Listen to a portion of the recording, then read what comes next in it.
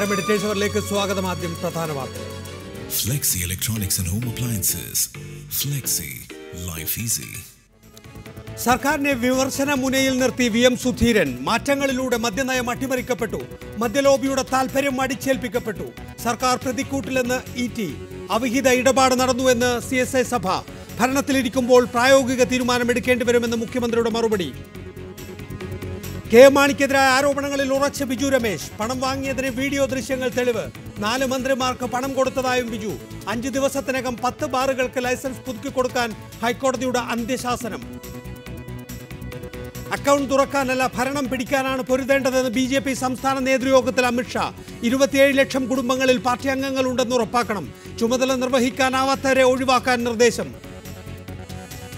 ജാമ്യം കിട്ടിയ ലഷ്കർ ഭീകരൻ ലഖ്വിയെ 3 മാസം വീട്ടുതടങ്കലിലാക്കാൻ പാക് സർക്കാർ തീരുമാനം. ഇന്ത്യയുടെ ശക്തമായ പ്രതിഷേധം അറിയിച്ചുവെന്ന് നരേന്ദ്രമോദി. മതപരിവർത്തന വിഷയത്തിൽ രാജ്യസഭ ഇന്നും പ്രക്ഷുബ്ധം.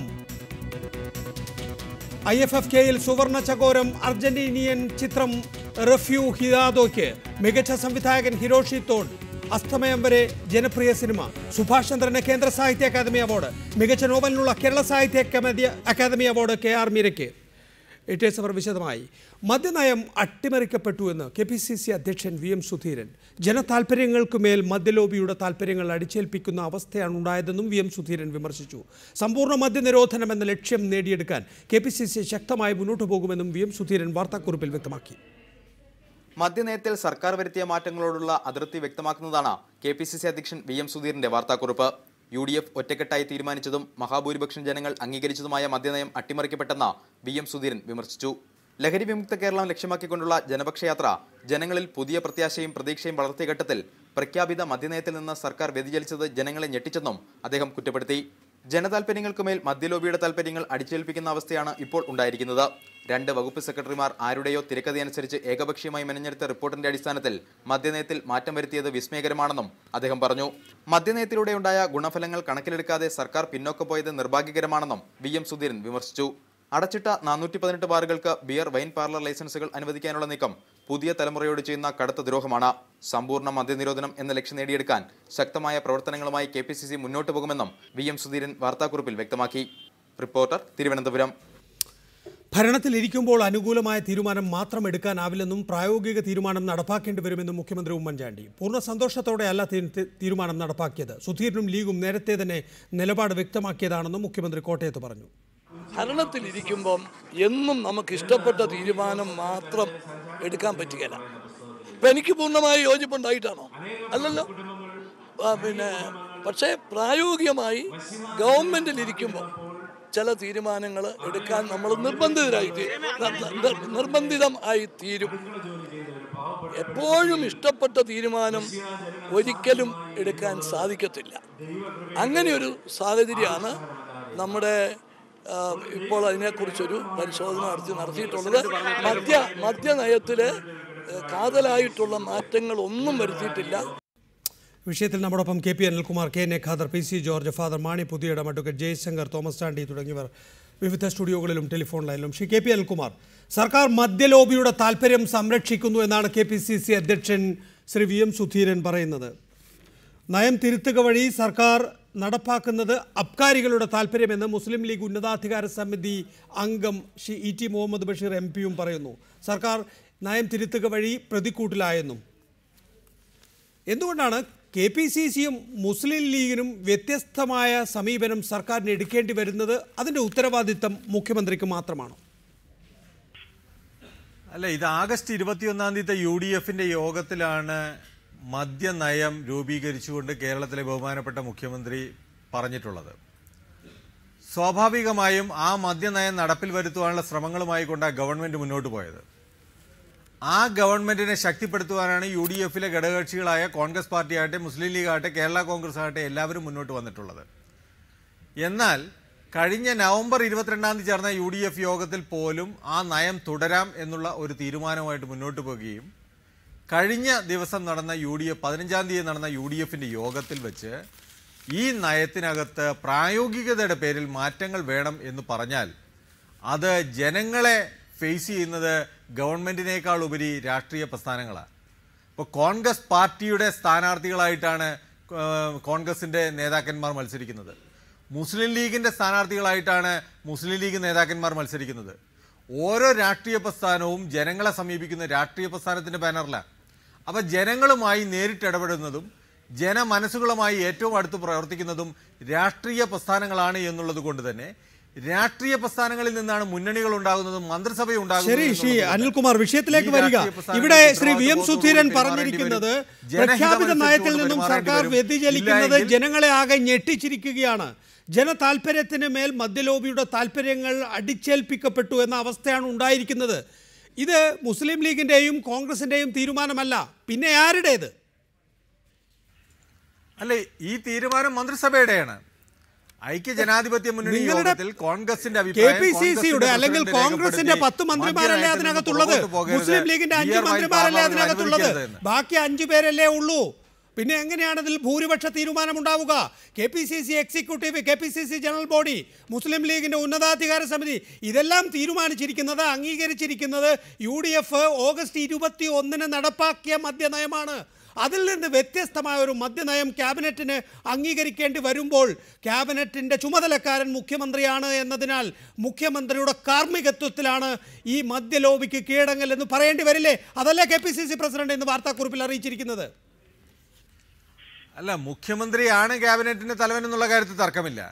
പക്ഷേ പ്രായോഗികതയുടെ പേര് പറഞ്ഞുകൊണ്ട്, തൊഴിലാളികളുടെ താല്പര്യങ്ങൾ പറഞ്ഞുകൊണ്ട് ഇത്രയും 730 അടച്ചിട്ട 418 ബാറുകൾക്ക് ബിയർ വൈൻ പാർലറുകൾ അനുവദിക്കുവാനുള്ള തീരുമാനം കേരളത്തിലെ ജനങ്ങൾ ഞെട്ടലോടുകൂടി തന്നെ കേട്ടിട്ടുള്ളതെന്ന് തർക്കമില്ല.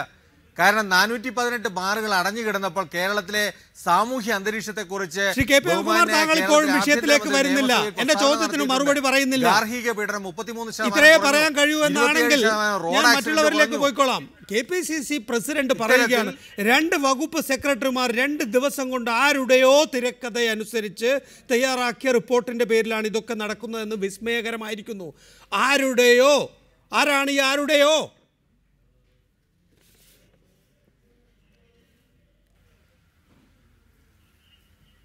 അല്ല, ഇതിനു മുമ്പ് ചാരായം നിരോധിച്ചിട്ടുണ്ട്. ചാരായം നിരോധിച്ചോ 10,000 ലക്ഷക്കണക്കിന് തൊഴിലാളികൾ കേരളത്തിലെ ജോലി നഷ്ടപ്പെട്ടിട്ടുണ്ട്, ജീവിതം ഇല്ലാതായിട്ടുണ്ട്, എത്രയോ ആളുകൾ ആത്മഹത്യ ചെയ്തിട്ടുണ്ട്. ആ ആളുകളെ പുനരധിവസിപ്പിക്കാനുള്ള നടപടികളുമായിക്കൊണ്ടാണ് ഗവൺമെന്റ് മുന്നോട്ട് പോയത്.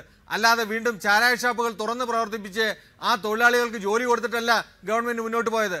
അതേപോലെ ഈ അടച്ചിട്ട ബാറുകളിലെ തൊഴിലാളികൾ അവരുടെ പ്രശ്നങ്ങൾ വളരെ ഗൗരവത്തോടുകൂടി കൺസിഡർ ചെയ്യണം. അവർക്ക് ജോലി ഉണ്ടാവണം, അവർക്ക് ജീവിതം മുന്നോട്ട് കൊണ്ടുപോകാനുള്ള മാർഗമുണ്ടാക്കണം. അതിന് അവസരങ്ങൾ സൃഷ്ടിക്കുന്നതിന് പകരം തൊഴിലാളികളുടെ പേരിൽ ബാർ മുതലാളിമാരെ സഹായിക്കുന്ന നിലപാടുകൾ ശരിയല്ല എന്നുള്ളതാണ്. ശ്രീ KP അനിൽകുമാർ, 2 വകുപ്പ് സെക്രട്ടറിമാർ 2 ദിവസം കൊണ്ട് ആരുടെയോ തിരക്കഥ അനുസരിച്ച് തയ്യാറാക്കിയ റിപ്പോർട്ടിന്റെ പേരിലാണ് ഇതൊക്കെ നടക്കുന്നതെന്ന് വിസ്മയകരമായിരിക്കുന്നു എന്ന് മറ്റാരുമല്ല KPCC അധ്യക്ഷനാണ് എഴുതി വാർത്താക്കുറിപ്പിറക്കിയിരിക്കുന്നത്. ഈ ആരുടെയോ ആരാണ്? അത് കോൺഗ്രസ് അല്ല, അത് മുസ്ലിം ലീഗ് അല്ല, പിന്നെ ആര്?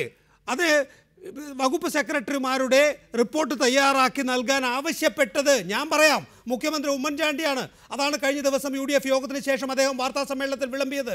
അപ്പോൾ ഉമ്മൻചാണ്ടിയാണ് മദ്യലോബിക്ക് കീഴടങ്ങിയത് എന്നാണോ ഇപ്പോൾ KPCC അധ്യക്ഷൻ പറയുന്നത്? അല്ല, അതിനകത്തൊരു വ്യക്തി എന്നുള്ളതല്ല, മറിച്ച് ഈ ഗവൺമെന്റിന്റെ തീരുമാനം. ഇവിടെ 2 തീരുമാനങ്ങൾ എടുക്കാമായിരുന്നു. ഒന്ന് ജനഹിതമനുസരിച്ച് ജനങ്ങളോടൊപ്പം നിന്ന് തീരുമാനമെടുക്കാമായിരുന്നു. മറ്റൊന്ന് മദ്യലോബിക്ക് അനുസരിച്ച് മദ്യലോബിക്ക് വേണ്ടി തീരുമാനമെടുക്കാമായിരുന്നു. ഇതിനകത്ത് ജനഹിതമനുസരിച്ചുള്ള തീരുമാനമല്ല ഉണ്ടായത്. കേരളത്തിലെ ജനങ്ങൾ ആഗ്രഹിച്ച തീരുമാനമല്ല ഉണ്ടായത്. ഭൂരിപക്ഷ തീരുമാനപ്രകാരം എന്നാണ് ഇപ്പോൾ കോൺഗ്രസ് പറയുന്നുണ്ടാവുക. താങ്കളുടെ പാർട്ടിയും അതാണല്ലോ പറയുന്നത്, ഭൂരിപക്ഷ തീരുമാനപ്രകാരം എന്ന്. ഇപ്പോ മദ്യഷാപ്പുകൾ കേരളത്തിൽ അങ്ങോളം ഇങ്ങോളം തുറക്കാൻ ഭൂരിപക്ഷ തീരുമാനപ്രകാരം സാധിച്ചു. ഇനി നാളെ കേരളത്തിൽ ക്യാബറേ സെന്ററുകൾ തുറക്കുന്നു എന്ന് വിചാരിക്കുക. ഭൂരിപക്ഷ തീരുമാനത്തിന് മുസ്ലിം ലീഗ് വിടുമോ?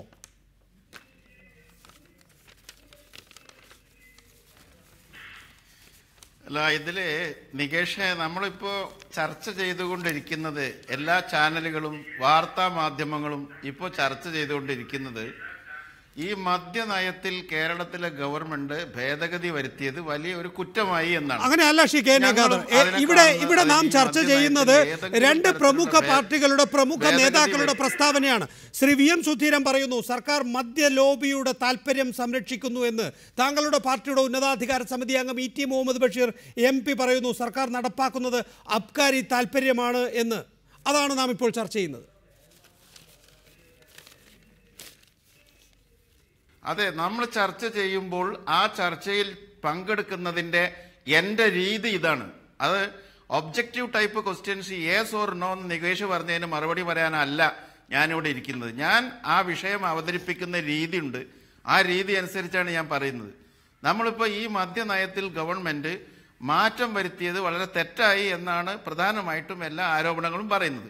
മുസ്ലിം ലീഗും KPCC പ്രസിഡന്റ് സുധീരനും ഈ മദ്യനയത്തിൽ മാറ്റം വരുത്തിയത് തെറ്റാണ്. താങ്കൾ ക്ഷമിക്കണം, ഈ കോൺഗ്രസിന്റെ 10 മന്ത്രിമാരും മുസ്ലിം ലീഗിന്റെ 5 മന്ത്രിമാരുമാണ് മന്ത്രിസഭയിലെ ഭൂരിപക്ഷം.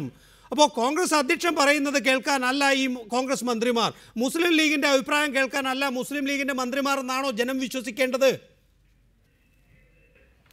നിങ്ങൾ അങ്ങനെ യെസ് ഓർ നോ എന്നുള്ള ചോദ്യം ചോദിച്ചാൽ ഞാൻ ഉത്തരം പറയില്ല. ഞാൻ നിങ്ങൾ പറഞ്ഞ കാര്യങ്ങൾക്കുള്ള ഉത്തരം ഞാൻ അവതരിപ്പിക്കുന്ന രീതി ഇങ്ങനെയാണ്. ആ രീതിയിൽ അത് കേൾക്കാൻ മനസ്സുണ്ടെങ്കിൽ ഞാനിവിടെ ഇരുന്ന് തരാം, അതല്ലെങ്കിൽ എനിക്ക് സാധ്യമല്ല. ഞാൻ പറയുന്നത് ഈ മദ്യനയത്തിൽ മുസ്ലിം ലീഗിന് ശരിയായിട്ടുള്ളൊരു നിലപാടുണ്ടായിരുന്നു. ഞങ്ങൾ സമ്പൂർണ്ണ മദ്യനിരോധനം എന്ന മുദ്രാവാക്യം മുന്നോട്ട് വെച്ചവരാണ്. ഞങ്ങളുടെ പാർട്ടി ഇപ്പോഴും ആ നിലപാടിൽ നിന്നും മാറിയിട്ടില്ല. ആഗസ്റ്റ് 21 ഞങ്ങളുടെ ആ മുദ്രാവാക്യം സാക്ഷാത്കരിച്ച ഒരു നല്ല ദിവസമായിരുന്നു.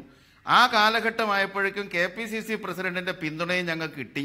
പക്ഷേ ഇപ്പോൾ എന്തോ വലിയ അപരാധവും ഗൂഢാലോചനയും നടന്നു എന്ന മട്ടിൽ വിമർശിക്കുന്ന ആളുകൾക്ക് അങ്ങനെ വിമർശിക്കാൻ അധികാരമില്ല. കാരണം കഴിഞ്ഞ 47 വർഷത്തിനിടക്ക് 3 മാസമാണ് ഈ മദ്യനയം ഇവിടെ നിലനിന്നത്. നിങ്ങൾ മനസ്സിലാക്കണം, ഇവിടെ മദ്യത്തിനെതിരായി വളരെ ശക്തമായ പ്രചരണങ്ങളോ പ്രക്ഷോഭങ്ങളോ നടത്താൻ ഒരു മതസംഘടനകളോ രാഷ്ട്രീയ സംഘടനകളോ ആരും തന്നെ മുന്നോട്ട് വന്നിട്ടില്ല. മുന്നോട്ട് വന്നത് മുസ്ലിം ലീഗ് പോലുള്ള ചില പാർട്ടികളും മദ്യവിരുദ്ധ സമിതികളും അപൂർവം ചില ശബ്ദങ്ങൾ പല കോണുകളിൽ നിന്ന് നമ്മൾ കേട്ടതല്ലാതെ വളരെ ശക്തമായി കേരളത്തിലെ ജനങ്ങൾ ഒന്നായി, ഇപ്പൊ ഈ ധാർമ്മികത പ്രസംഗിക്കുന്ന ആളുകൾ ഒന്നായിട്ട് മദ്യനയത്തിനെതിരായി മദ്യം നിരോധിക്കണമെന്ന് ആവശ്യപ്പെട്ടുകൊണ്ട് ഒരു പ്രക്ഷോഭവും ഈ കേരളത്തിൽ നടന്നിട്ടില്ല. എന്നാലും 3 മാസക്കാലമെങ്കിലും ഇത് നിലനിർത്താൻ നമുക്ക് സാധിച്ചു. അതിന് മാറ്റം വരുത്താതെ ഇനിയും മുന്നോട്ട് കൊണ്ടുപോകണമെന്നാണ് മുസ്ലിം ലീഗ് ആവശ്യപ്പെടുന്നത്. അവിടെയും ഇവിടെയും തൊടാതെ അല്ലേ ശ്രീ കെ ഖാദർ താങ്കൾ പറയുന്നത് എന്ന് ആലോചിക്കാൻ ഞാൻ താങ്കളിലേക്ക് വളരെ വേഗത്തിൽ മടങ്ങിയെത്താം. ഇവിടെ അഡ്വക്കേറ്റ് ജയശങ്കർ, അവിഹിതമായ പല ഇടപാടുകളും നടന്നു എന്നാണ് CSI സഭയുടെ ബിഷപ്പ് തോമസ് കെ ഉമ്മൻ പറയുന്നത്. അങ്ങനെ ഒരു സംശയം ഉണ്ടാകാനുള്ള സാഹചര്യം ഇപ്പോഴുള്ള നടപടിയിലുണ്ടോ? ഇങ്ങനെ പെട്ടെന്ന് മദ്യനയം മാറ്റാനുള്ള ഒരു സാഹചര്യവും ഇന്ന് കേരളത്തിലില്ല എന്നാണ് മുസ്ലിം ലീഗ് പറയുന്നത്. അങ്ങനെ അവിഹിതമായ ഇടപെടൽ, അതായത് KM മാണിയെ രക്ഷിക്കുന്നതിന് വേണ്ടി, അല്ലെങ്കിൽ ഇനി ബാർ ഉടമകൾ പുതിയ പേരുകൾ പറയാതിരിക്കാൻ, അതിനുവേണ്ടിയാണോ? KM മാണിയെ രക്ഷിക്കാൻ വേണ്ടിയിട്ടാണ് ഇങ്ങനെ മദ്യനയത്തിൽ മാറ്റം വരുത്തിയെന്ന് ഞാൻ വിശ്വസിക്കുന്നില്ല. മദ്യനയത്തിൽ മാറ്റം വരുത്താൻ വേണ്ടിയിട്ടാണ് KM മാണിയെ ആരോപണത്തിൽ കുടിക്കിയത്. ഞാൻ എത്രയോ തവണ പറഞ്ഞ കാര്യമാണ്. KM മാണി ഇതൊരു വിഷയമല്ല. അദ്ദേഹം വാങ്ങിയത് വെറും 1 കോടി രൂപയാണ്. അതിനേക്കാൾ വലിയ സംഖ്യ വാങ്ങിയ ആളുകളൊക്കെ UDF തന്നെ ഉണ്ട്. ഞാനിപ്പോൾ പേര് പറയുന്നില്ല. ഇതിൽ പ്രശ്നം അതല്ല. ആഗസ്റ്റ് 21 ബഹുമാനപ്പെട്ട മുഖ്യമന്ത്രി ഈ മദ്യനയം പ്രഖ്യാപിക്കുമ്പോൾ തന്നെ അദ്ദേഹത്തിന്റെ ഉദ്ദേശം VM സുധീരനെ താഴ്ത്തിക്കെട്ടുക എന്നുള്ളത് മാത്രമായിരുന്നു. അതിനേക്കാൾ കവിഞ്ഞ ഉദ്ദേശമൊന്നും അദ്ദേഹത്തിന് ഉണ്ടായിരുന്നില്ല. ആഗസ്റ്റ് 21 മുമ്പും അദ്ദേഹം മദ്യ ലോബിയുടെ ആൾ തന്നെയായിരുന്നു. അദ്ദേഹത്തിന്റെ നിലപാടിൽ മാറ്റം ഉണ്ടായിട്ടില്ല. അദ്ദേഹം VM സുധീരനേക്കാൾ വലിയ മദ്യവിരുദ്ധനാണെന്ന് കാണിക്കാൻ വേണ്ടി ഞായറാഴ്ച ഡ്രൈ ഡേ പ്രഖ്യാപിച്ചു. പിന്നെ 10% ബിവറേജസിന്റെ ഔട്ട്ലെറ്റുകൾ അടച്ചുപൂട്ടാമെന്ന് പ്രഖ്യാപിച്ചു. അതോടൊപ്പം തന്നെ 3 സ്റ്റാർ 4 സ്റ്റാർ ബാറുകളും അത് പൂട്ടുന്നത് VM സുധീരനല്ല, കത്തോലിക്ക മെത്രാൻ പോലും പറഞ്ഞിട്ടില്ല. അത് മാർ ആലഞ്ചേരി പോലും ആവശ്യപ്പെടാത്ത കാര്യമാണ് 3 സ്റ്റാർ 4 സ്റ്റാർ പൂട്ടുന്നത്. അങ്ങനെ ഒരു തീരുമാനം, അങ്ങനെ ഒരു തീരുമാനമായിട്ട് അദ്ദേഹം പ്രഖ്യാപിക്കുകയാണ്. ഒരു ചർച്ചയും ഇല്ലാതെ. മന്ത്രിസഭയിൽ ചർച്ച ചെയ്തിട്ടില്ല, UDF-ൽ ചർച്ച ചെയ്തിട്ടില്ല, ആരുമായിട്ടും ചർച്ച ചെയ്തിട്ടില്ല. അദ്ദേഹം ചിലപ്പോൾ ഭാര്യയുമായിട്ട് ചർച്ച ചെയ്യുന്നുണ്ടോ നമുക്കറിയില്ല. ആരോടും ചർച്ച ചെയ്യാതെ അദ്ദേഹം ഒരു നയം പ്രഖ്യാപിക്കുന്നു. എല്ലാവരും അതിനെ പിന്തുണയ്ക്കുന്നു, കൈയടിക്കുന്നു, പാസ്സാക്കുന്നു. അതിനുശേഷം അദ്ദേഹം തന്നെ പറയുന്നു ഇത് അപ്രായോഗികമാണ്. അദ്ദേഹത്തിന്റെ വലങ്കൈയായി പ്രവർത്തിക്കുന്ന ഡൊമിനിക് പ്രസന്റേഷൻ നിയമസഭയിൽ സബ്മിഷൻ ഉന്നയിക്കുന്നു. എന്ത്? ഞായറാഴ്ചത്തെ ഡ്രൈഡേ മാറ്റണം. ഇത് ആരുണ്ടാക്കിയ ഡ്രൈഡേ? ഉമ്മൻചാണ്ടി ഉണ്ടാക്കിയത്. ആരാവശ്യപ്പെടുന്നു? ഉമ്മൻചാണ്ടി തന്നെ ആവശ്യപ്പെടുന്നു. ഉമ്മൻചാണ്ടി ഡൊമിനിക്കിനെ കൊണ്ട് ആവശ്യപ്പെടിയിക്കുന്നു. ഇതല്ലേ സംഭവിച്ചത്? ഇവിടെ മൊത്തം കളി കളിക്കുന്നത് ഉമ്മൻചാണ്ടിയാണ്. അദ്ദേഹത്തിന്റെ ഒരു ഏകാംഗ നാടകമാണ്, ഒരംഗം മാത്രമുള്ള നാടകം. വൺ ആക്ട് അല്ല, വൺ ആക്ടർ പ്ലേ ആണ് ഇവിടെ നടന്നുകൊണ്ടിരിക്കുന്നത്. മറ്റു ആളുകളൊക്കെ കഥ അറിയാതെ ആട്ടം കാണുകയാണ്. തുടരുക ദയവായി അഡ്വക്കേറ്റ് ജയശങ്കർ. ഇപ്പോൾ തോമസ് ചാണ്ടി, ശ്രീ തോമസ് ചാണ്ടി, മദ്യ ലോബിയെ സഹായിക്കുന്നതിന് വേണ്ടിയാണ് ഇപ്പോൾ മദ്യനയം കൊണ്ടുവന്നതും ഇപ്പോൾ മാറ്റിയതും എന്ന നിലപാടാണ് പൊതുവെ ഇടതുപക്ഷ ജനാധിപത്യ മുന്നണി സ്വീകരിച്ചിരിക്കുന്നത്. ശരിയാണോ? ഞാൻ ഒരു പ്രതിപക്ഷ പാർട്ടിയുടെ പാർലമെന്ററി പാർട്ടി ലീഡറാണ്. എന്നാൽ അറിഞ്ഞോ അറിയാതെയോ ഞാൻ 100 കോടി രൂപ മുടക്കി ടൂറിസം രംഗത്ത് നിൽക്കുന്ന ആളാ. ഇത്രയും വലിയ ഒച്ചപ്പാടുണ്ടാകുമ്പോൾ നികേഷിനെ ഞാൻ ചോദിക്കുന്നത്, നികേഷ് സാമാന്യ ബുദ്ധി, കോമൺ സെൻസ് ഉള്ള ജനങ്ങളിലെ കേരളത്തിൽ ഇവിടെ എന്ത് വിപ്ലവമായി ഇപ്പൊ നടന്നേ? ഇവിടെ ഒന്നും നടന്നില്ലല്ലോ. ഇവിടെ വൈന് കഴിഞ്ഞ അനേക വർഷങ്ങളായി ബാറ് നടത്തിക്കൊണ്ടിരുന്ന, ഹോട്ടൽ നടത്തിക്കൊണ്ടിരുന്ന ബാറുകളെല്ലാം കോടതി കൊടുത്തിരിക്കുന്ന ജനുവരി 20-ാം തീയതി അടയും. അടഞ്ഞു കഴിഞ്ഞാൽ അവിടെ എങ്ങും വീര്യമുള്ള വിസ്കിയും ബ്രാൻഡി ഒന്നും വിൽക്കാനൊക്കത്തില്ല. പിന്നെ കഷ്ടിച്ച് അവര് തൽക്കാലം അവരുടെ ബുക്കിങ്ങുകളൊക്കെ ക്യാൻസൽ ആകാതെ വേണമെങ്കിൽ ബിയറും വൈനും. അതായത് കേരളത്തിലെ ടൂറിസം വ്യവസായികളുടെ താല്പര്യത്തിനനുസരിച്ചുള്ള തിരുത്തലാണ് കേരളത്തിൽ നടത്തിയിരിക്കുന്നത്. നികേഷ്, എനിക്ക് ഒരു മിനിറ്റ് തരണം. ഇതിനിടയ്ക്ക് കയറിയാൽ എനിക്ക് വിഷമം വരും. അത് ശരിയാകത്തില്ല. ഞാൻ പറയാൻ വന്നോന്ന് കേൾക്ക്. ഈ രാജ്യത്ത് ബിയറും വൈനും നിരോധിച്ചിരിക്കുകയാണോ? അല്ലല്ലോ. ഈ കാസർഗോഡ് മുതൽ കന്യാകുമാരി വരെ സകല ചന്തയിൽ ഇരിക്കുന്ന എല്ലാ ഔട്ട്ലെറ്റിലും ഈ സാധനം വിറ്റോണ്ടിരിക്കുകയല്ലേ. ഘട്ടം ഘട്ടമായി കുറയ്ക്കാൻ പോവുകയല്ലേ? ഇതും ഘട്ടം ഘട്ടമായിട്ട് കുറയ്ക്കണം. നിങ്ങളിപ്പോ അനുവദിച്ചിരിക്കുന്ന ബിയർ പാർലർ ഇനിയും ഗവൺമെന്റ് അനുവാദം ഉണ്ടല്ലോ. ഞാൻ ചോദിക്കുന്നേ, വിദേശ രാജ്യത്തും വരുന്നവരും അതുപോലെ പിന്നെ നോർത്ത് ഇന്ത്യയിൽ നിന്നുള്ള ടൂറിസം കോൺഫറൻസ് ബുക്കിങ്ങുകളൊക്കെ എടുത്തത് ഞാൻ 11 കൊല്ലമായി റിസോർട്ട് നടത്തുന്നു. ലാഭമായിട്ടില്ല, നഷ്ടമായിട്ടില്ല. ഈ പ്രാവശ്യം ഞാൻ കുവൈറ്റിൽ നിന്ന് കാശ് കൊണ്ടുവന്ന് ശമ്പളം കൊടുത്തെന്ന് പറഞ്ഞാൽ നികേഷ് വിശ്വസിക്കുമോ? തോമസ് ചാണ്ടി, വിദേശികൾ കേരളത്തിലേക്ക് വരുന്നത് കള്ളുകുടിക്കാനാണോ എന്ന ചോദ്യമാണ് അനിൽകുമാർ ഉന്നയിക്കുന്നത്. എന്നാ പൊട്ടത്തരവാ എന്റെ നികേഷായി പറയുന്നേ. South Indian nephrology conference, south Indian neurology conference, south Indian cardiology conference കഴിഞ്ഞ വർഷം ഉണ്ടായിരുന്നു. എത്ര രസമായ ചർച്ച അവിടെ നടക്കുന്നത്. ഈവനിങ്ങിൽ പോയി അവർ എല്ലാം കിടന്നുറങ്ങി കുളിച്ച് ഒരുങ്ങി വന്നേച്ച് അവർ ആഹാരം കഴിക്കാൻ നേരത്ത് അവർക്ക് ബിയറോ വൈനോ വിസ്കിയോ വേണമെന്ന് പറഞ്ഞാൽ ഇതെന്താ അവരുടെ രാജ്യത്ത് കിട്ടത്തില്ലേ? ഇവിടുത്തെ വിവരം കെട്ട രാഷ്ട്രീയക്കാരൻ യാതൊരു ബോധജ്ഞാനവും ഇല്ലാതെ വെറും ആദർശത്തിന്റെ പരിവേഷത്ത് കിടക്കുന്ന കള്ളന്മാര് ഈ രാജ്യത്ത് എനിക്കറിയാം. ഇവരുടെ ഒന്നും പേര് ഞാൻ പറയുന്നില്ല. 2 ദിവസത്തിനകം ഞാൻ പത്രസമ്മേളനം വിളിച്ച് പ്രതികരിക്കും. കാരണം ദേശം മുഴുവൻ കള്ളു കിട്ടും. ഇവിടെ ടൂറിസം സെക്രട്ടറിയുടെയും തൊഴിൽ സെക്രട്ടറിയുടെയും റിപ്പോർട്ട് തല്ലിക്കൂട്ടി പ്രത്യേക തിരക്കഥ രൂപീകരിച്ചു എന്നൊക്കെ KPCC പ്രസിഡന്റ് പറയുന്നതിനെ ഇതാ പ്രതിപക്ഷത്തു നിന്നുള്ള MLA തന്നെ പുച്ഛിക്കുന്നു. ടൂറിസം മേഖലയ്ക്ക് നിലനിൽക്കാൻ കള്ള ആവശ്യമാണ്, മദ്യം ആവശ്യമാണ്. ശ്രീ അനിൽകുമാർ, താങ്കളോടാണ് ചോദ്യം. 2 വകുപ്പ് സെക്രട്ടറിമാർ 2 ദിവസം കൊണ്ട് ആരുടെയോ തിരക്കഥ അനുസരിച്ച് തയ്യാറാക്കിയ റിപ്പോർട്ടിന്റെ പേരിലാണ് ഇതൊക്കെ നടക്കുന്നത് എന്ന് വിസ്മയം പൂണ്ടല്ലോ KPCC അധ്യക്ഷൻ. ഇതാ പ്രതിപക്ഷത്തു നിന്നുള്ള MLA തന്നെ അതിനെ പുച്ഛിച്ച് തള്ളുന്നു. അങ്ങനെയൊന്നും പ്രത്യേകിച്ച് റിപ്പോർട്ടൊന്നും ഉണ്ടാക്കണ്ട, സ്വയമേവ റിസോർട്ട് നടത്തുന്ന ഒരു വ്യവസായി കൂടിയാണ് കുട്ടനാട് നിന്നുള്ള MLA ശ്രീ തോമസ് ചാണ്ടി പറയുന്നു അദ്ദേഹത്തിൻ്റെ റിസോർട്ടിൽ നിരവധി കോൺഫറൻസുകൾ ഇതിനകം ചാർട്ട് ചെയ്യപ്പെട്ടതാണ്. മദ്യമില്ലാത്തതിനാൽ അവയെല്ലാം ഒഴിഞ്ഞു പോയിരിക്കുന്നു. ഇപ്പോൾ അദ്ദേഹം കുവൈറ്റിൽ നിന്ന് ഫണ്ട് കൊണ്ടുവന്നിട്ടാണ് ഇവിടെ റിസോർട്ട് നടത്തുന്നത്. അവിടുത്തെ ഉദ്യോഗസ്ഥർക്ക്, തൊഴിലാളികൾക്ക് പണം കൊടുക്കുന്നത്, ശമ്പളം കൊടുക്കുന്നത് വളരെ വേഗത്തിൽ. അല്ല, ഈ പറയുന്ന ടൂറിസ്റ്റുകൾ അല്ലെങ്കിൽ ഈ കോൺഫറൻസിന് വരുന്ന ആളുകൾ മദ്യം കഴിക്കാനാണല്ലോ ഇവിടെ വരുന്നത്. അല്ല, അങ്ങനെയാണെങ്കിൽ മദ്യം കഴിക്കാനായിട്ട് വന്നാൽ പോരെ, എന്തിനാ കോൺഫറൻസിന് വരുന്നത്? അപ്പം അങ്ങനെയൊന്നും പറയണ്ട തോമസ് ചാണ്ടിയൊന്നും. പിന്നെ ഇതിനകത്ത് എന്താ പറയുക, തോമസ് ചാണ്ടി ഉപയോഗിച്ച വാക്കുകളുടെ നിലവാരം അനുസരിച്ച് സംസാരിക്കാൻ ഞാൻ അത്രയും തരം താഴ്ന്നിട്ടില്ലാത്തതുകൊണ്ട് ഞാനത് പറയുന്നില്ല. ഒരു കാര്യം മനസ്സിലാക്കണം, ഈ നാട്ടിലുള്ള ആളുകളെല്ലാം ചോറ് കഴിക്കുന്ന ആളുകളാണ്. മദ്യനിരോധനമുള്ള നാട്ടിലാണെങ്കിലും ഒരു ഫംഗ്ഷൻ ഉണ്ട്, ഒരു കോൺഫറൻസ് ഉണ്ടെങ്കിൽ പെർമിറ്റ് എടുക്കാം. ഈ വരുന്ന ആളുകൾ അവർക്ക് മദ്യം കൂടിയേ തീരൂ എന്ന് പറഞ്ഞാൽ വിമാനത്താവളത്തിൽ ഇറങ്ങി വരുമ്പോൾ അവിടുത്തെ ഡ്യൂട്ടി ഫ്രീ ഷോപ്പിൽ നിന്ന് മദ്യം വാങ്ങി കയ്യിൽ വെക്കാം, അവർക്ക് കഴിക്കണമെങ്കിൽ കഴിക്കാം. അങ്ങനെയൊക്കെ നിയമം എല്ലാ രാജ്യത്തും ഉള്ളതാ. അല്ല, വന്നവനൊക്കെ മദ്യം വിളമ്പ്. എന്നാ പിന്നെ പറയാ ടൂറിസ്റ്റുകൾ കണ്ടമാനം വരുമല്ലോ, ഇവിടെ നമുക്ക് സെക്സ് ടൂറിസവും കൂടെ തുടങ്ങാം. മലേഷ്യയിലും മറ്റു രാജ്യങ്ങളിലൊക്കെ നടത്തുന്നുണ്ടല്ലോ. അപ്പോഴും നല്ല ഹോട്ടലിൽ നല്ല ബിസിനസ് ആണല്ലോ. സെക്സ് ടൂറിസം കൂടെ തുടങ്ങട്ടെ. കാശുണ്ടാക്കിയാൽ മതി. കാശുണ്ടാക്കാൻ പല പണിയുണ്ട്. ആ പണി എല്ലാവർക്കും ചെയ്യാൻ പറ്റില്ല. ശ്രീ തോമസ് ചാണ്ടി, ഈ ടൂറിസ്റ്റുകളെ കൂടുതലായി ആകർഷിക്കുക, ഇത്തരത്തിലുള്ള ടൂറിസ്റ്റുകളെ ആകർഷിക്കുകയാണ് ലക്ഷ്യമെങ്കിൽ സെക്സ് ടൂറിസം കൂടി തുടങ്ങാം. അതാണ് നേരത്തെ ഞാൻ ചോദിച്ചത്. ക്യാമറ നടത്തിയ ഇതിനേക്കാളും കൂടുതൽ ആൾ വരില്ലേ? ഞാന് നികേഷ്, നിങ്ങളുടെ ചാനലിന് ഒരു പേരും പെരുമയും ഒക്കെ ഉണ്ട്. ഈ KP അനിൽകുമാറിനെ പോലെ ലോകമെന്താണെന്ന് അറിയാത്ത ഇത്തരം വിവരദോഷികളെ നിങ്ങൾ വിളിച്ചിവിടെ ഇരുത്തിയിരിക്കുന്നത് സത്യം. എനിക്ക് നിങ്ങളോട് സഹതാപം തോന്നുന്നു. നികേഷ്, ഞാൻ തോമസ് ചാണ്ടി വിവരദോഷി താനാണോ അല്ലയോ എന്ന് താനങ്ങ് പറഞ്ഞാൽ മതി. മനസ്സിലായില്ലേ? മാന്യമായിട്ട് സംസാരിക്കണം. ദേശം മുഴുവൻ ആയിരക്കണക്കിന് ഔട്ട്ലെറ്റുകളിൽ ഈ സാധനം വിൽക്കുമ്പോൾ എന്തിനു ഹോട്ടലിൽ വിൽക്കുന്നു എന്ന് അത് ചിന്തിക്കുക. എന്തിനാ ഹോട്ടലിൽ വിൽക്കുന്നല്ലേ അദ്ദേഹം ചോദിച്ചത്. ഞാൻ ചോദിക്കുന്നത്, ദേശത്ത് ഇത് നിരോധിച്ചാൽ ഹോട്ടലിൽ നിരോധിക്കുന്നതിനെ കുറിച്ച് നമ്മൾ ചിന്തിക്കേണ്ടി വരും. ദേശത്ത് നിരോധിച്ചിട്ടില്ലല്ലോ. ദേശം മുഴുവൻ, കാസർഗോഡ് മുതൽ കന്യാകുമാരി വരെ എല്ലാ ഔട്ട്ലെറ്റിലും ബിയറും വൈനും വിൽക്കുന്നുണ്ടോ? ഉണ്ട്. എടാ, പിന്നെ നിങ്ങൾ 4 സ്റ്റാറിലും 3 സ്റ്റാറിലും മാത്രം നിരോധിക്കണമെന്ന് പറയുന്നത് എന്താണെന്നാ ഞങ്ങൾക്ക് മനസ്സിലാകാത്തത്.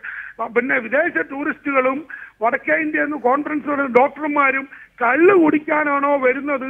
എന്നാ പിന്നെ സെക്സ് ടൂറിസം തുടങ്ങരുതെന്നുള്ള ഈ KP അനിൽകുമാറിന്റെ ആ ചോദ്യത്തിന്റെ മുമ്പിൽ നികേഷ്, അദ്ദേഹം മുമ്പേ പറഞ്ഞില്ലയോ, പിന്നെ തോമസ് ചാണ്ടി പറഞ്ഞ വാക്കുകൾക്ക് ഞാൻ തരം താന്ന് സംസാരിക്കുക. ഇതിനേക്കാൾ തരം താന്ന ഒരു ഭാഷ ഈ രാജ്യത്ത് ഇങ്ങനെയാണോ ടൂറിസം വളരുന്നത്? ശ്രീ തോമസ് ചാണ്ടി, ഇവിടെ എന്താണ് വിഷയം? ഇവിടെ കേരളം ആകെ മദ്യത്തിൽ മുങ്ങി നിൽക്കുകയാണ്.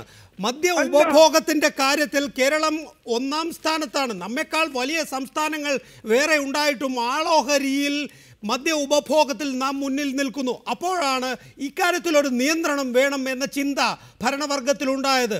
ആ ചിന്തയാണ് കേരളത്തിൽ 418 ബാറുകളും 312 ബാറുകളും താൽക്കാലികമായി അടക്കാൻ തീരുമാനിച്ചിട്ടുള്ളത്. ഔട്ട്ലെറ്റുകൾ ഘട്ടം ഘട്ടമായി അവസാനിപ്പിക്കുക, അങ്ങനെ സമ്പൂർണ്ണ മദ്യ നിരോധനത്തിലേക്ക് കേരളത്തെ കൊണ്ടുപോവുക. ഇപ്പോൾ ആ തീരുമാനം ലഘൂകരിക്കുമ്പോൾ സാമുദായിക നേതാക്കൾ തന്നെ പറയുന്നു അവിഹിതമായ പല ഇടപാടുകളും ഇതിന് പിന്നിൽ നടന്നു. ബാർ ഉടമകളുടെ കച്ചവട താല്പര്യം സംരക്ഷിക്കുവാൻ വേണ്ടിയാണ് സർക്കാർ ശ്രമിക്കുന്നതെന്ന്. അങ്ങനെ താങ്കൾക്ക് തോന്നിയിട്ടേയില്ല? നികേഷ്, ഞാൻ 2 ചോദ്യം നികേഷിനോടൊന്ന് ചോദിക്കട്ടെ. ഇന്ന് വലിയൊരു നേതാവ് പറഞ്ഞു ബിയർ വൈൻ പാർലറുകൾ കൊടുത്താൽ ഉടനെ യുവതലമുറ മദ്യം കഴിക്കുമെന്ന്. ഞാൻ ചോദിക്കുന്നത്, ഈ സാധനം ഇവിടെ അല്ലല്ലോ, എല്ലായിടത്തും കിട്ടും. നമ്പർ 1. നമ്പർ 2, 6% 7% വീര്യമുള്ള ബിയറും 10% വീര്യമുള്ള വൈനും നിരോധിച്ചാൽ 5000 കള്ള് ഷാപ്പിൽ ഇന്ന് കിട്ടിക്കൊണ്ടിരിക്കുന്ന 16-17% വീര്യമുള്ള കള്ള് നിരോധിക്കുമോ? വളരെ പ്രസക്തമായ ചോദ്യം. ഞാൻ താങ്കളിലേക്ക് മടങ്ങിയെത്താം. ഫാദർ മാണി പുതിയടം, ഇവിടെ ഇക്കാര്യത്തിലൊക്കെ തന്നെയും വിവേചനം എന്നല്ല, നമുക്കെല്ലാം ഒരു കള്ളത്തരമുണ്ട്. ആ കള്ളത്തരമാണ് ഇപ്പോൾ ശ്രീ തോമസ് ചാണ്ടി ചൂണ്ടിക്കാണിച്ചത്.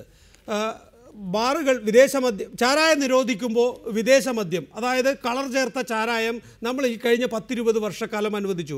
ഇപ്പോൾ വിദേശമദ്യം നിരോധിക്കുന്നു എന്ന് പറയുമ്പോൾ തന്നെ ഇപ്പുറത്ത് കള്ള് ഷാപ്പുകളിൽ ചാരായം ഒഴുകിക്കൊണ്ടിരിക്കുകയാണ്. അതായത് സമ്പൂർണ്ണ മദ്യനിരോധനം എന്ന പേരിൽ നമ്മൾ യഥാർത്ഥത്തിൽ നമുക്ക് സ്വീകാര്യമായത് എന്താണോ അത് പ്രചരിപ്പിക്കുകയാണ്. അതല്ലാതെ ഇതിലൊന്നും ആർക്കും ഒരാത്മാർത്ഥതയുമില്ല. ഉണ്ടായിരുന്നു എങ്കിൽ നിങ്ങൾ കള്ള് ഷാപ്പ് പൂട്ടാൻ പറയണമായിരുന്നു. നിങ്ങൾ ബാറുകൾ പൂട്ടുന്ന സമയത്ത് ഒന്നടങ്കം ബാറുകൾ പൂട്ടാനാണല്ലോ തീരുമാനിച്ചിരിക്കുന്നത്, ഒന്നടങ്കം ഔട്ട്ലെറ്റുകൾ പൂട്ടാൻ പറയണമായിരുന്നു.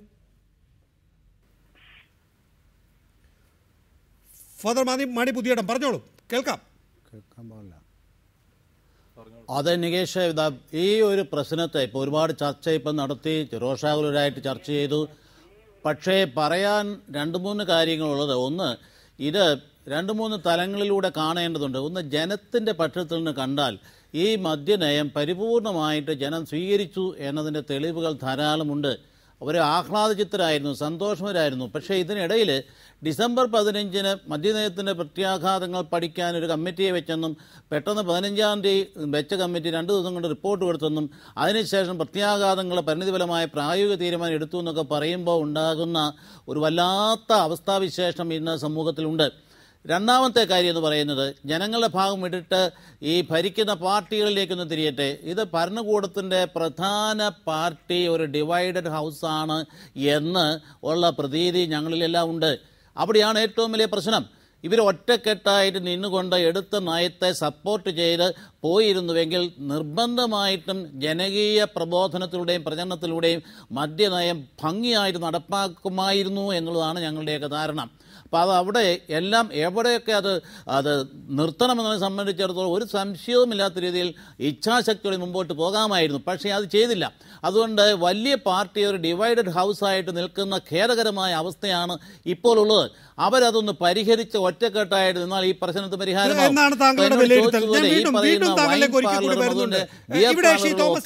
ഇപ്പൊ അനുവദിക്കാമെന്ന ഏറ്റവും രൂക്ഷമായി വിമർശിക്കുന്നത് KCBC-യും സഭയും ഒക്കെ തന്നെയാണ്. KCBC കഴിഞ്ഞ ദിവസം പറഞ്ഞത് കേരളം കണ്ട ഏറ്റവും ദുർബലനായ മുഖ്യമന്ത്രിയാണ് ഉമ്മൻചാണ്ടി എന്നാണ്. ബാർ ഇന്നാകുമ്പോൾ CSI സഭ പറയുന്നു ബാർ ഉടമകളുടെ കച്ചവട താല്പര്യം ഉമ്മൻചാണ്ടി പരിഹരിച്ചു കൊടുക്കുകയാണ്, അവിഹിതമായ പല ഇടപാടുകളും നടന്നു എന്ന്.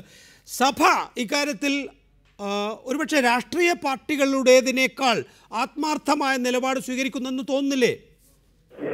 അല്ല, KCBC-യുടെ ഈ കടന്നുകയറ്റവും വെപ്രാളവും കാണുമ്പോൾ എനിക്കൊരു സംശയം എപ്പോഴും ഉള്ളത്, ഇപ്പൊ ഇവരിപ്പോ പ്രഖ്യാപിച്ചത് ഈ അനേക വർഷങ്ങളായി നടത്തിക്കൊണ്ടിരുന്നിടത്ത് ഞങ്ങൾ വീര്യം കൂടിയ മദ്യം ഈ 20-ാം തീയതി ക്ലോസ് ചെയ്യുന്നു, തൽക്കാലം നിങ്ങൾക്ക് വൈനും ബിയറും വിൽക്കാം. അങ്ങനെ ആകുമ്പോൾ KCBC-യോട് എന്റെ ചോദ്യം, ഔട്ട്ലെറ്റുകളിലെല്ലാം വൈനും ബിയറും ഇരിപ്പുണ്ടല്ലോ, നമ്പർ 1. നമ്പർ 2, KCBC-യുടെ ആസ്ഥാനം അങ്ങ് റോമിൽ ഇറ്റലിയിലും അല്ലേ, അവിടുന്ന് നിരോധിച്ചിട്ടില്ലല്ലോ. മാർപ്പാപ്പ ചെല്ലുന്നവർക്കൊക്കെ കുടിക്കാൻ കൊടുക്കുന്നത് പിന്നെ നല്ല വൈനാണല്ലോ, നല്ല ഫ്രഞ്ച് വൈനും ഇറ്റാലിയൻ വൈനുമാണല്ലോ കുടിക്കാൻ കൊടുക്കുന്നത്. വീര്യമില്ലല്ലോ. അതിന് വീര്യം ഉണ്ടെന്ന് ഞാൻ പറഞ്ഞാൽ ഇവർക്ക് നിഷേധിക്കാമോ? ചുമ്മാതെ എന്റെ നികേഷ, ഇതെല്ലാം വെറുതെ അല്ലേ, ഇതിനകത്തൊന്നും ഒരു കാര്യവും ഇല്ല. അതുകൊണ്ട് ദൈവത്തെ ഓർത്ത് ഈ രാജ്യം ഇന്ന് പിടിച്ചു നിൽക്കുന്നത്. ഇക്കാര്യത്തിൽ ശ്രീ തോമസ് ചാണ്ടി, KCBC പറയുന്നത് അവർ ആചാരങ്ങൾക്കായി ഉപയോഗിക്കുന്ന വൈനും സാധാരണ ഔട്ട്ലെറ്റുകളിൽ നിന്ന് കിട്ടുന്ന വൈനും രണ്ടും രണ്ടാണ്. ആചാരങ്ങൾക്ക് ഉപയോഗിക്കുന്ന വൈനിൽ വീര്യമില്ല. നിങ്ങൾക്ക് ഔട്ട്ലെറ്റിൽ കിട്ടുന്ന വൈൻ യഥാർത്ഥത്തിൽ ചാരായം തന്നെയാണ്. നികേഷിന് അവിടെ തെറ്റി. അങ്ങനല്ല. അങ്ങനാണെങ്കിൽ നികേഷ് മുന്തിരിച്ചാറുണ്ടാക്കാൻ ലൈസൻസ് വേണ്ടല്ലോ. ഇവിടെ സകല സൂപ്പർ മാർക്കറ്റിലും പിന്നെ നമ്മുടെ ലുലു സൂപ്പർ മാർക്കറ്റിലും എല്ലാം മുന്തിരിച്ചാർ ഇരിപ്പുണ്ട്, അത് കൊടുത്താൽ പോരെ? അത് വൈനാക്കി മാറ്റുമ്പോൾ അതിനകത്ത് ഫെർമെന്റേഷൻ നടക്കും, അതിനകത്ത് 10% വരെ വീര്യമുള്ളതായി തീരും. ആ വീര്യം അങ്ങനത്തെ വൈൻ തന്നെയാണ് കർത്താവായ യേശു ക്രിസ്തു കാനാവിൽ ഉണ്ടാക്കിയതും കുർബാനയ്ക്കായി ഉപയോഗിക്കുന്നതും അത് തന്നെയാണ്. ആർക്കാ സംശയമുള്ളേ? അതായത് ക്രിസ്തു വീര്യമുള്ള മദ്യം ഉണ്ടാക്കിയിരുന്നു. അല്ല, ഉണ്ടാക്കിയിരുന്നല്ല. കാനാവിലെ കല്യാണ വിരുന്നിന് ഞാൻ വേദപുസ്തകം പഠിച്ചവനാ. KCBC-ക്കാർ എത്ര വേദപുസ്തകം പഠിച്ചെന്ന് എനിക്കറിയത്തില്ല. കാനാവിലെ കല്യാണ വിരുന്നിന് യേശു ക്രിസ്തു വെള്ളം വീഞ്ഞാക്കിയ വീഞ്ഞു കൊണ്ടുപോയി വിരുന്നുവാഴിക്ക് കൊടുത്തപ്പോൾ വിരുന്നുവാഴി ചോദിക്കുകയാണ്, എടാ എല്ലാവരും ആദ്യം നല്ല വീഞ്ഞും ലഹരിയായ ശേഷം പുളിച്ച വീഞ്ഞും ആ കൊടുക്കാറ് പതിവ്, നീ നല്ല വീഞ്ഞ് എവിടെ കൊണ്ട് വെച്ചിരിക്കായിരുന്നു ചോദിച്ചില്ലേ? ഇതൊക്കെ വേദവസ്തു, ഇതൊക്കെ അവിടെ അങ്ങ് മറച്ചു വെച്ചിട്ട് വർത്താനം പറയാൻ ഞങ്ങളെ കൊണ്ടൊക്കത്തില്ല. അതുകൊണ്ട് ഞാൻ ഒരു കാര്യം പറയാം, ഉമ്മൻചാണ്ടി ഗവൺമെന്റ് ഇവിടെ ചെയ്ത് ഇവിടുത്തെ ഓരോ ടൂറിസത്തെയും വലിയ സഹായമായിട്ടൊന്നും ഞങ്ങൾ അക്സെപ്റ്റ് ചെയ്യുന്നില്ല. എങ്കിലും കോടതി തന്ന ഡേറ്റ് കഴിയുമ്പോൾ നിൽക്കുന്ന നിപ്പിൽ എല്ലാ കോൺഫറൻസുകളും ക്യാൻസൽ ആകാതെ തൽക്കാലം ഒന്ന് പിടിച്ചു നിൽക്കാം. ബിയറും വൈനും ഇവിടെ തണുപ്പിച്ചു കൊടുക്കാൻ. ഇല്ലെങ്കിൽ സായിപ്പ് പോയി ബിയറും വൈനും വാങ്ങിച്ച് അവരുടെ മുറി കൊണ്ടുവച്ച് കുടിക്കും. അത് ഞങ്ങൾ കാണേണ്ടി വരും. അനിൽകുമാർ, എന്തിനാണ് ഇങ്ങനെ തുടരുന്നത്? നിങ്ങൾ നേതൃത്വം നൽകുന്ന സർക്കാർ, KPCC നേതൃത്വം നൽകുന്ന സർക്കാർ, മുസ്ലിം ലീഗിന്റെ പിന്തുണയോടുകൂടി മാത്രം ഭരിക്കുന്ന ഒരു സർക്കാർ നിങ്ങളുടെ നയത്തിൽ നിന്ന് വ്യത്യസ്തമായ തീരുമാനമെടുക്കുമ്പോൾ ഒന്നുകിൽ KPCC അധ്യക്ഷൻ രാജിവെക്കണം, അല്ലെങ്കിൽ സർക്കാരിനോട് രാജിവെക്കാൻ പറയണം. ഇത് രണ്ടുമില്ലാതെ ഈ കണ്ണുപൊത്തിക്കളി ആരെ പറ്റിക്കാൻ? അത് പറയുന്നതിന് മുമ്പ് ഒരു കാര്യം ഞാനൊന്ന് സൂചിപ്പിച്ചോട്ടെ. ഈ ബിയർ എന്ന് പറയുന്നത് വളരെ വീര്യം കുറഞ്ഞ മദ്യമാണെന്നാണ് പ്രചരിപ്പിക്കുന്നത്. എന്നാൽ WHO വെബ്സൈറ്റ് ഒന്ന് എടുത്തു നോക്കണം. അതിനകത്ത് വളരെ കൃത്യമായിട്ട് ഈ ബിയറിനെ കുറിച്ച് പറഞ്ഞിട്ടുണ്ട്. ഈ മദ്യത്തിൽ ആൽക്കഹോളിന്റെ അളവ് പരിശോധിക്കുന്നത് 100 ml ബിയറിനകത്ത് 100 ml 6% ആൽക്കഹോളാണ് ഉള്ളത്. ഒരു ബോട്ടിൽ ബിയറിൽ എന്ന് പറഞ്ഞാൽ 650 ml. അപ്പോൾ സ്വാഭാവികമായി 39% ആൽക്കഹോൾ 650 ml ഉണ്ട്. അനിൽകുമാർ, ഇതൊക്കെ മുഖ്യമന്ത്രിക്ക് അറിയാം. മുഖ്യമന്ത്രി അതാണല്ലോ ഓഗസ്റ്റ് 19 നടത്തിയ വാർത്താ സമ്മേളനത്തിൽ പറഞ്ഞത്. ബിയറിന്റെ കാര്യത്തിലായാലും വൈനിന്റെ കാര്യത്തിലായാലും ആൽക്കഹോൾ തന്നെയാണ്, മദ്യം തന്നെയാണ്. ഇതൊക്കെ അറിയുന്ന മുഖ്യമന്ത്രി തന്നെയാണ് അന്ന് ഈ പറയുന്ന 418-ലും 312-ലും ബിയർ വൈൻ പാർലറുകൾ അനുവദിക്കുമോ എന്ന ചോദ്യത്തിന് ഇല്ല എന്ന ഉത്തരം പറഞ്ഞത്. ഈ ന്യായവാദം, അതായത് ബിയറിലെയും വൈനിലെയും ആൽക്കഹോളും വിദേശ മദ്യത്തിലെ ആൽക്കഹോളും ഒരേ ആൽക്കഹോൾ തന്നെയാണെന്ന് പ്രതിപാദിച്ചത്, അതേക്കുറിച്ചൊന്നും മുഖ്യമന്ത്രിക്ക് പോലും തർക്കമില്ല. പക്ഷേ ഇപ്പോഴിങ്ങനെയാണ് കാര്യങ്ങൾ എന്നതുകൊണ്ടാണ് ഞാൻ ആ ചോദ്യം ഉന്നയിച്ചത്. എന്തിനാണ് നിങ്ങൾ നേതൃത്വം നൽകുന്ന സർക്കാർ നിങ്ങളുടെ നയം നടപ്പാക്കാൻ കഴിയുന്നില്ലെങ്കിൽ തുടരാൻ അനുവദിക്കുന്നത്? അല്ല, സർക്കാർ തുടരാൻ അനുവദിക്കുകയല്ലോ. സർക്കാരിനെ കൊണ്ട് ശരിയായ ദിശയിൽ മുന്നോട്ട് നയിക്കുക എന്നുള്ളത് രാഷ്ട്രീയ പ്രസ്ഥാനത്തിന്റെ ഉത്തരവാദിത്വം. സർക്കാരിനകത്ത് എന്തെങ്കിലും വീഴ്ച ഉണ്ടായിട്ടുണ്ടെങ്കിൽ, എന്തെങ്കിലും പോരായ്മ ഉണ്ടായിട്ടെങ്കിൽ അത് പറഞ്ഞ് തിരുത്തിച്ച് ജനപക്ഷത്ത് നിർത്തിക്കൊണ്ട് മുന്നോട്ട് പോകുക എന്നുള്ളതാ ഒരു പാർട്ടിയുടെ ഉത്തരവാദിത്വം. കാരണം അങ്ങനെ ചെയ്തില്ല എങ്കിൽ കഴിഞ്ഞ UPA ഗവൺമെന്റ് ഒരുപാട് കാര്യങ്ങൾ ചെയ്തു, പക്ഷേ ജനഹിതമനുസരിച്ചുള്ള കാര്യങ്ങളല്ല ചെയ്തത്. അതുകൊണ്ടാണ് 44 അംഗങ്ങളുമായി പ്രതിപക്ഷ നേതൃസ്ഥാനം ഇല്ലാതെ പാർലമെന്റിൽ ഇരിക്കേണ്ട ഒരവസ്ഥ എന്നുള്ളത് വളരെ കൃത്യമായി അറിയുന്നത് കൊണ്ടാണ് ജനപക്ഷത്ത് നിന്നുകൊണ്ട് പെരുമാറണം, ജനപക്ഷത്തു നിന്നുകൊണ്ട് തീരുമാനിക്കണമെന്ന് കേരള പ്രദേശ് കോൺഗ്രസ് കമ്മിറ്റി തീരുമാനിക്കുന്നത്. ശ്രീ തോമസ് ചാണ്ടി, ഇവിടെ എന്തായാലും 418 ബാറുകളും 312 ബാറുകളും ഒക്കെ അടച്ചിടാൻ തീരുമാനിച്ചുവല്ലോ. അത് മദ്യ ലോബിയുടെ കയ്യിൽ നിന്ന് പണം വാങ്ങാനുള്ള ഏർപ്പാടായിരുന്നു എന്നാണ് ഇടതുപക്ഷ ജനാധിപത്യ മുന്നണി ഉന്നയിച്ചത്. ഇപ്പോൾ അതിൽ നിന്ന് തിരിച്ചുപോക്ക്, മാണിക്ക് കൊടുത്ത 1 കോടി രൂപയുടെ തെളിവ് നൽകാതിരിക്കുക എന്നത് മാത്രമല്ല, ഉമ്മൻചാണ്ടിക്കും കെ ബാബുവിനും കൊടുത്ത പണം പുറത്തു വരാതിരിക്കുക എന്ന ലക്ഷ്യം കൂടിയുണ്ട് എന്ന് ഈ പറയുന്ന രാഷ്ട്രീയത്തിൽ താങ്കൾ വിശ്വസിക്കുന്നുണ്ടോ? അങ്ങനെ ഒരു ഗൂഢാലോചന ബാറുകൾ അടച്ചിടാനുള്ള തീരുമാനത്തിന് പിന്നിലും, അല്ലെങ്കിൽ ഇപ്പോൾ ബാറുകൾ തുറക്കാനുള്ള തീരുമാനത്തിന് പിന്നിൽ നടത്തിയ കള്ളത്തരം ഒളിച്ചു വെക്കാനുള്ള സമീപനമാണ് എന്നുമൊക്കെ തോന്നുന്നുണ്ടോ താങ്കൾക്ക്? എന്റെ നികേഷ്, ഇവിടെ എന്ത് സംഭവിച്ചു? 418, 312, 700 ചില്ലുവാനം ബാറുകൾ ഹൈക്കോടതി ദേതോന്നി കൊടുത്തിരിക്കുന്ന ജനുവരി 20 കഴിഞ്ഞാൽ അടയുമെന്ന് എല്ലാവർക്കും അറിയത്തില്ലേ? അപ്പൊ ഇവിടെ വിസ്കി ബ്രാൻഡി പോലുള്ള ഒരു സാധനവും ഇവിടെ ഈ ഹോട്ടലുകാർക്ക് വിൽക്കാനൊക്കത്തില്ല. എന്നാൽ നാട്ടിൽ ഇത് സുലഭമായി കിട്ടും. നമ്പർ 1. നമ്പർ 2, എന്ത് ഔദാര്യമായി ഇപ്പൊ ഇവർക്ക് കൊടുത്തത്? ഇവരാകെ കൊടുത്തത് ബിയറും വൈനും വിൽക്കുന്നതിന് വേണ്ടിയുള്ള താൽക്കാലിക പെർമിഷൻ. ഇത് വലിയ ആനക്കാര്യമൊന്നുമില്ല. ഈ രാജ്യത്ത് ടൂറിസത്തെ രക്ഷിക്കാൻ ഇതല്ലാതെ മറ്റ് യാതൊരു വഴിയുമില്ല. അതുകൊണ്ട് ഗവൺമെന്റ് ചെയ്തതാ. ഇതിന് കാശിന്റെ കണക്കും കാര്യങ്ങളും മറ്റു കാര്യങ്ങളും ഒന്നും ഇതിനെക്കുറിച്ച് സത്യസന്ധമായി അറിയാത്ത ഒരു കാര്യത്തിനും പരാതി പറയുന്ന ആളല്ല.